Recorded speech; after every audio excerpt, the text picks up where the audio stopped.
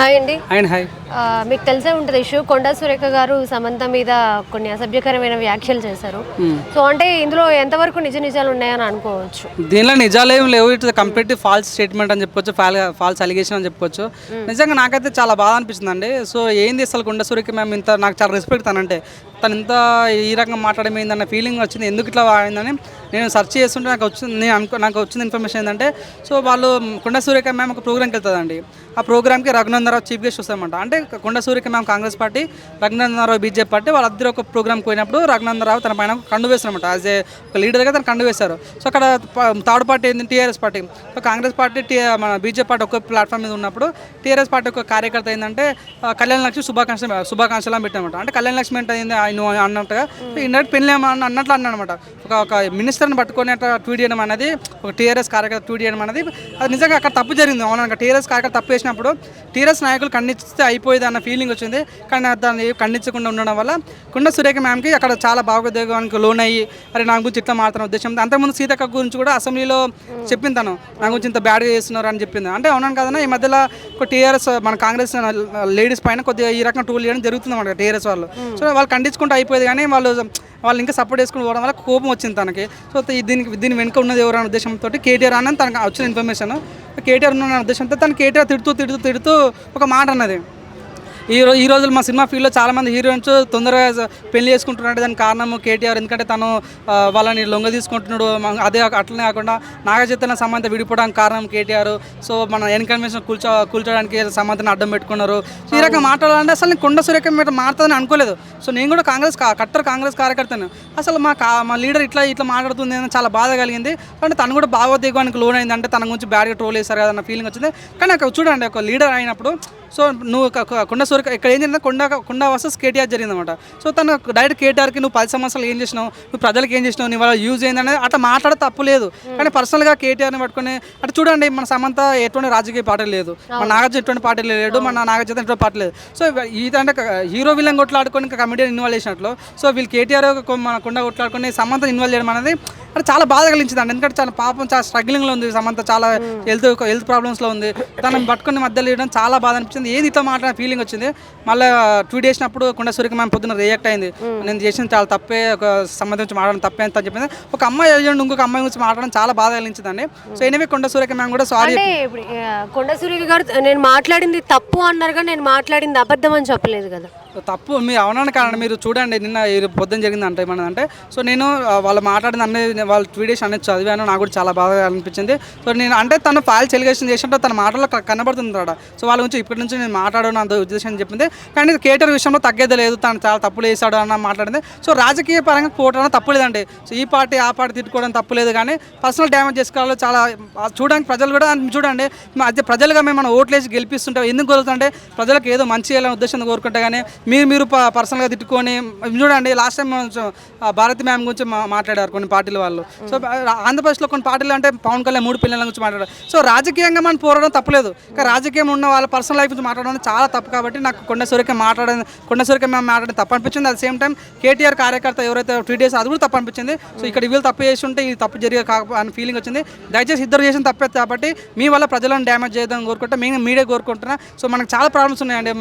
మొన్న ఆదిలాబాద్లో ఒక ఆదివాసీ అమ్మాయి పైన రేప్ జరిగింది. సో వాటి మీద ఫోకస్ చేయండి, అంత తప్పని మన సమంత నాగచైతన్య విడిపోయారు ఇవన్నీ వద్దు. దయచేసి పర్సనల్గా జరిగింది కాబట్టి ఇక్కడ నుంచి నేను టాపిక్ బంద్ చేయాలి. సో కొండా సురేఖ మ్యామ్ ప్రత్యక్షంగా సారీ చెప్పింది కాబట్టి, సో వీళ్ళు రాజకీయాల్లో దయచేసి సినిమా యాక్టర్, నేను మెయిన్గా రాజకీయ నాయకులు కోరుకుంటుంది అంటే దయచేసి మేము సినిమా యాక్టర్స్ చాలా కష్టపడి పైకి వచ్చిన వాళ్ళు అన్యాయాలు చేయరు, భూములు లాక్కోరు. అట్లాంటి వాళ్ళని దయచేసి మీరు మధ్యలో లాకండి అనే ఫీలింగ్ వచ్చిందండి. ఇంకోటి చెప్తానండి, మొన్న వెనకాల నుంచి కూర్చారండి. వెనకాల కూర్చున్నప్పుడు మేమే చెప్పాము, బాగా కూర్చున్నారు సూపర్ రేవంత్ అన్న మేమే చెప్పాము. ఎందుకంటే అది తప్పు, అన్యాయం కట్టిందన్న ఫీలింగ్ మనకు వచ్చింది. మేము సపోర్ట్ చేస్తాం, మన రేవంత్ రెడ్డి సపోర్ట్ చేస్తాం. కానీ ఈరోజు ఎందుకంటే ఒక అమ్మాయి గురించి బ్యాడ్గా మారుతుంటే మాకే బాధ అనిపించింది. దయచేసి సినిమా ఫీల్ అవ్వాలని రాజకీయాలకు అంటగట్టద్దాం మనస్ఫూర్తి కోరుకుంటున్నాం. ఓకే. సో అంటే ఈ కొండా సురేఖ గారు ఇలా ట్వీట్ చేశాక సినిమా ఇండస్ట్రీ మొత్తం ఏకమైపోయి ఇలా చేయడం కరెక్ట్ కాదు, ఇలా మాట్లాడడం కరెక్ట్ కాదు అని చెప్పి అందరూ ఏకతాటిగా రెస్పాండ్ అవ్వడం జరిగింది. అంటే దీని మీద మీ ఒపీనియన్ ఏంటి? నిజంగా చాలా చాలా గ్రేట్ అండి. నిజంగా ఐకమత్యమే మహాబలం అంటారు కదా. సో మొన్న ఎన్కన్వెన్స్కి వచ్చినప్పుడు ఒక్కరూ మాట్లాడలేదు. ఎందుకంటే అక్కడ నాగార్జున తప్పు ఉందని మనకు క్లియర్ కట్గా అర్థమైంది కాబట్టి అప్పుడు ఏ సినిమా పెద్దలు ఎవరు మాట్లాడలేరు. కానీ ఇది ఒక నిజంగా అమ్మాయి పైన తప్పు జరిగింది కాబట్టి ప్రతి ఒక్కరు చిన్న పెద్ద ప్రతి ఒక్క సినిమా యాక్టర్ ట్వీట్ చేయడం అనేది చాలా బాగుంది. అంటే ఒక యూనిటీ అనిపించింది. నిజంగా అమ్మాయిలపై తప్పు జరిగినప్పుడు ఇట్లాంటి ఏవైనా సరే కానీ ఇక్కడ జరిగిన ప్రతి ఒక్కరు రెస్పాండ్ కావాలని మనస్ఫూర్తి కోరుకుంటున్నాను. ఓకే. అండ్ ఇంకొకటి ఏంటంటే ఇప్పుడు కొండా సురేఖ గారు ఏదైతే ఆరోపణ చేస్తున్నారో ఎన్కన్వెన్షన్ కూల్చివేతకు కారణము అదే ఇట్లా కేసీఆర్ అని చెప్తున్నారు కదా. అంటే ఇప్పుడు అధికారంలో ఉన్న పార్టీ కాంగ్రెస్, కానీ కేటీఆర్ కానీ కేసీఆర్ కానీ ఇప్పుడు అధికారంలో లేరు. అంటే తను ఇలా ఎందుకు ఆరోపణ చేసింది? తను ఏం చెప్పాలనుకుని ఇలా ఆరోపణ చేసిందని అనుకున్నాను. తను అంటే మాట్లాడుతూ ఫ్లిప్ అయిందండి. తనకి మేబీ అంటే తను ఏదో భావోద్వేగంగా లోన్ అయ్యి అట్లా తిట్టినట్లాంటి ఫీలింగ్ వచ్చింది. కేసీఆర్ ఎందుకు కూర్చున్నారని తను ఏమన్నా అధికారంలో లేడు కదా. సో లాస్ట్ టైం కేసీఆర్ ఉన్నప్పుడే బుల్డేజర్లు అన్నీ ఎన్కన్వెన్షన్ పోయినాయండి. ఎన్కన్వెన్స్ కూల్చాలని పోయి అవే బుల్డేజర్ రిటర్న్లు వచ్చినాయి అన్నమాట కేసీఆర్ ఉన్నప్పుడు. ఇప్పుడు డైరెక్ట్ బుల్డేజర్ ఎన్కన్వెన్స్ కూల్చేసాయి. సో దాన్ని నిజంగా కూల్చింది కాంగ్రెస్ ప్రభుత్వమే. ఈరోజు చాలామంది హైడ్రా వల్ల కొద్ది ప్లస్ అయింది, కొద్ది మైనస్ కూడా అవుతున్నది. సో నౌనం కలిపి అధికారంలో కాంగ్రెస్ పార్టీ కాబట్టి ఏ తప్పు జరిగినా అది కాంగ్రెస్ పార్టీ భరించాలని కోరుకుంటున్నాను. Thank you. హాయ్ అండి. ఇది సురేఖ పొలిటికల్ లీడర్ కొండా సురేఖ గారు సమంత మీద కొన్ని వ్యాఖ్యలు చేశారు. కేసీఆర్ అసలు సమంత విడాకులు తీసుకోవడానికి, సమంత జీవితం నాశనం అవ్వడానికి కేటీఆర్ కేసీఆర్ కారణం అని చెప్పి. అంటే ఇందులో నిజాలు ఏంటి? అంటే ఆవిడ ఏ ప్రూఫ్లు పెట్టుకుని అంత గట్టిగా మీడియా సమక్షంలో మాట్లాడారని అనుకో. ఇప్పుడు ప్రూఫ్లు ఉన్నాయంటే తర్వాత సారీ కూడా చెప్పింది కదా. అంటే నీకు తెలిస్తే సారీ అంటే నేను చేసిన వ్యాఖ్యలు తప్పు అని చెప్పలేదు. మాటలు సారీ అంటే దానికి మాటలు ఎందుకు తీసుకోవడం? నువ్వు తప్పు అంటే తప్పున్నది తప్పునవి మాట్లాడాలి కదా. నువ్వు రాజకీయంలో ఉన్నప్పుడు పర్ఫెక్ట్ గా మాట్లాడాలి. ఈ దొంగ మాటలు ఎందుకు? కొండా సురేఖ గారు మీకు అదే నేను అంటున్నా. ఇప్పుడు సాటి లేడీస్ ని ఎలా మాట్లాడాలి నీకు తెలిసింటే మాట్లాడాలి, లేకుంటే నువ్వు ప్రజలకు ఎలా ఏదైతే చేయవో ఇప్పుడు అదే కూడా సైలెంట్గా ఉండాలని నేను అనుకుంటున్నా. నువ్వు నీలాంటి లేడీసే, నీ ఇంట్లో లేడీస్ లానే వాళ్ళు కూడా పక్కోళ్ళు కూడా నువ్వు ఇప్పుడు ఏదో నీ నోటుకు వచ్చిందని నీ నోటుకు వచ్చింది క్వశ్చన్ చేసి నీ నోటుకు వచ్చిందల్లా మాట్లాడేసి ఇప్పుడు సారీ అంటే ఎలా?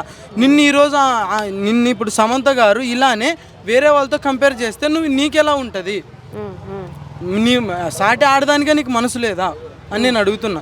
ఇప్పుడు మొత్తం అనేసి నువ్వు అంటే ఏదంటే గలీజ్గా మాట్లాడేసి ఇప్పుడు సారీ అంటే అయిపోదు కదా. ఇప్పుడు చూసి మాట్లాడలేదు దేని గురించి అయినా. నువ్వు రాజకీయంగా ఇప్పుడు ఎన్కన్వెన్షన్ కూల్చేసారు, ఆ టాపిక్ డైవర్ట్ చేయడానికి నువ్వు కేటీఆర్ని కేసీఆర్ని సమంతని వాడుకోవడం చాలా తప్పు అని నేను అంటున్నా. అంటే ఇప్పుడు కేసీఆర్ ప్రభుత్వం వెళ్ళిపోయి ఆల్మోస్ట్ ఈ December 7th 1 year అవుతుంది. నాగ చైతన్య సమంత విడాకులు తీసుకొని 8 సంవత్సరాలుగా వస్తుంది. అంటే ఈ టైంలో ఇటువంటి కమెంట్స్ చేయడం ఏంటి? అంటే ఇప్పుడు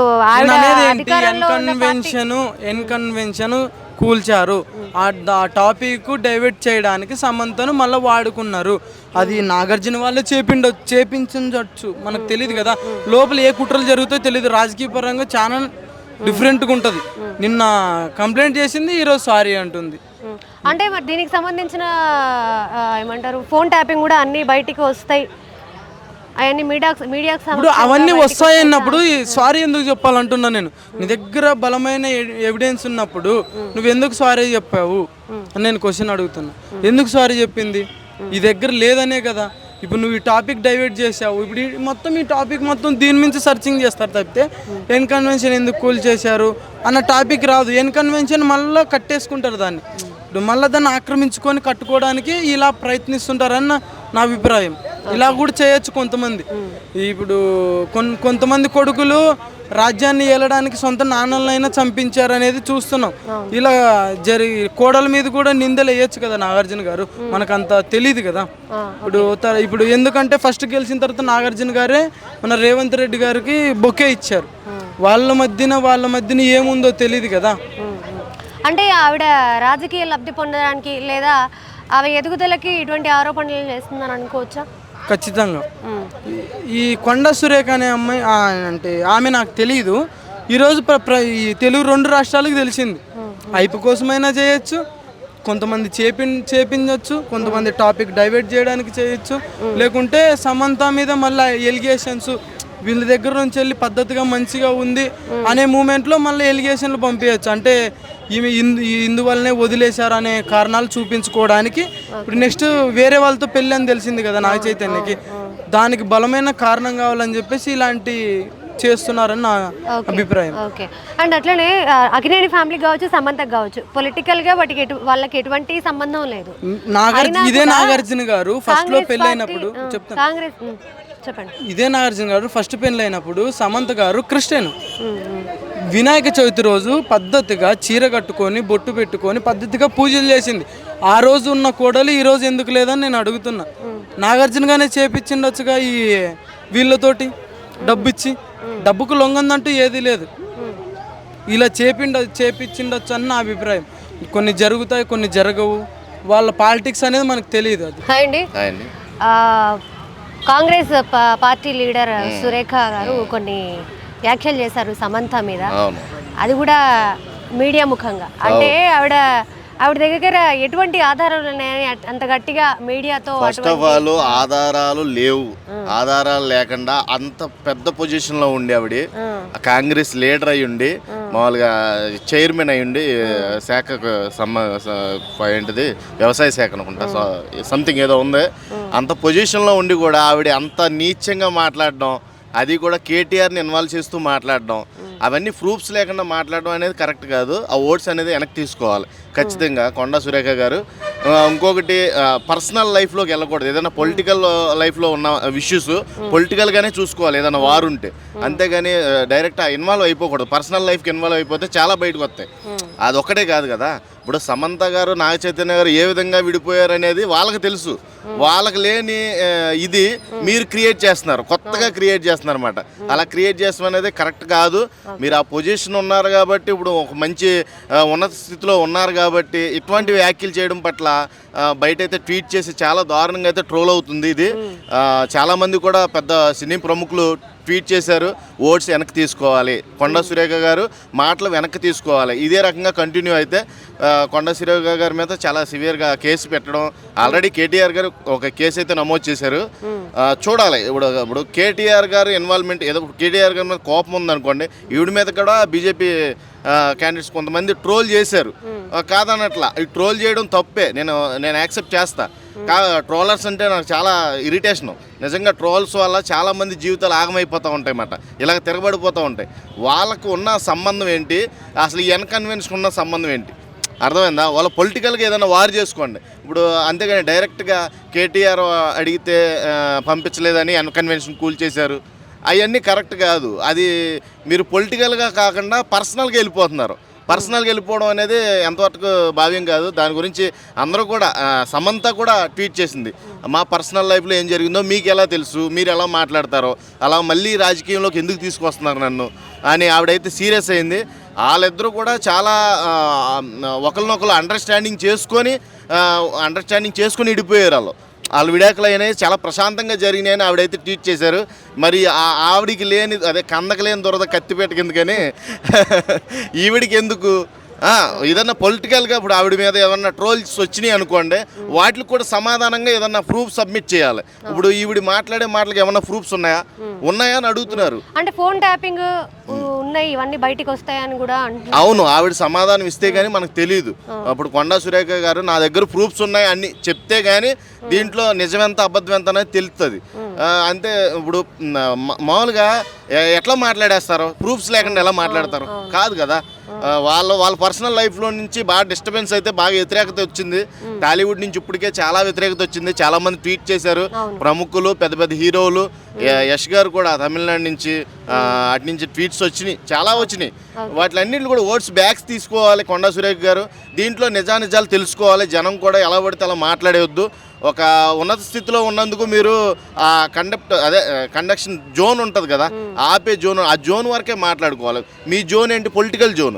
మీ పొలిటికల్ జోన్ వరకే మాట్లాడుకోవాలి. ఏదైనా వాదం ఉంటే అక్కడ వరకే తేల్చుకోవాలి. అంతేగాని మీరు పర్సనల్గా వచ్చేసి వాళ్ళ కుంపట్లో నొప్పి పెట్టే పనులు చేయకూడదు. ఇవన్నీ కరెక్ట్గా. నాగార్జునకు కానీ సమంతకు కానీ అదే అకినేని ఫ్యామిలీకి మొత్తానికి కూడా పొలిటికల్ గా అసలు ఎటువంటి సంబంధం లేదు. ఎక్కడ కూడా పొలిటికల్ గా ఇన్వాల్వ్ అయ్యి లేరు. అవును. ఇంతకు ముందు కూడా ఈ కాంగ్రెస్ ఏం ప్రభుత్వం లాగుతున్నారు అంతే, వాళ్ళకి ఇన్వాల్వ్మెంట్ లేదు ఎప్పుడు కూడా. పొలిటికల్ గా ఏనాడు ఇన్వాల్వ్మెంట్ లేదు. ఇన్వాల్వ్మెంట్ ఉంటే అన్కన్వెన్షన్ ఎందుకు కూల్ చేసుకుంటాడు నాగార్జున? అర్థమైందా? ఎందుకు అంటే ఈ కాంగ్రెస్ ప్రభుత్వం పర్సనల్ గా అక్కినేని ఫ్యామిలీని ఏమైనా టార్గెట్ చేస్తుంది? అవును, ఖచ్చితంగా. ఇగో ఈవిడ చేసిన మాటలను బట్టి, వ్యాఖ్యలను బట్టి నాకు ఒక విషయం క్లియర్గా అర్థమైంది. ఈ అక్కినేని ఫ్యామిలీని టార్గెట్ చేస్తున్నారని ఒక విషయం అర్థమవుతుంది. అది అంతవరకు నిజం లేదు. ఆ నిజం ఉంటే ప్రూఫ్స్తో సబ్మిట్ చేయాలి. ప్రూఫ్స్ ఉంటే దాన్ని నమ్మొచ్చు, అంతేగాని ఏ ప్రూఫ్స్ లేకుండా ఆ మాటలు అయితే వెనక్కి తీసుకోవాలి సురేఖ గారు. అంటే ఈ రోజు మీడియా ముందుకు వచ్చి మాటలు వెనక్కి తీసుకుంటున్నానని చెప్పింది, కానీ నేను చెప్పిందంతా అబద్ధమని ఎక్కడా ప్రస్తావించలేదు. అవును, ఇది అంటే ఇప్పుడు ఫర్దర్ గా ఒక మాట అనేసాం. ఇప్పుడు సమంత గారిని చైతన్య గారు ఇలాగా వాళ్ళు కేటీఆర్ గారు అడిగితే వెళ్ళలేదని అన్కన్వెన్షన్ కూల్చేశారు. ఆ అన్కన్వెన్షన్కి కేటీఆర్కి సంబంధం లేదు. ఫస్ట్ అర్థమైందా? ఇప్పుడు కూల్చింది ఏ ప్రభుత్వం? కాంగ్రెస్ ప్రభుత్వం కదా. అంత లాజిక్ మిస్ అయ్యి ఎట్లా మాట్లాడతారు మీరు మీడియా ముందు? అర్థమైందా? మీకున్న పొజిషన్ ఏంటి? ఆ పొజిషన్లో మీరు మాట్లాడవలసిన తీరు ఏంటి? ఆ తీరు తిన్నులు లేకుండా నీ ఇష్టం వచ్చినట్టు మాట్లాడడం ఈ కరెక్ట్ కాదు. అంటే ఆవిడ రాజకీయ లబ్ధి పొందడానికి, లేకపోతే ఆవిడ ఎదుగుదల కోసం, రాజకీయ లబ్ధి కోసం ఇంకొకరు కొంపలో నిప్పులు ఎందుకు పోతారో నాకు అర్థం కాదు. వాళ్ళు ఇడిపోయి ప్రశాంతంగా ఉన్నారు, ఎవరి జీవితం వాళ్ళు బతుకుతున్నారు. వాళ్ళని ఎందుకు లాక్కొస్తారో, మళ్ళీ కేటీఆర్కి ఎందుకు లింక్ చేస్తారో? ఆల్రెడీ కేటీఆర్ గారు పరువు నష్ట దావా కింద ఒక కేసు అయితే నమోదు చేశారు.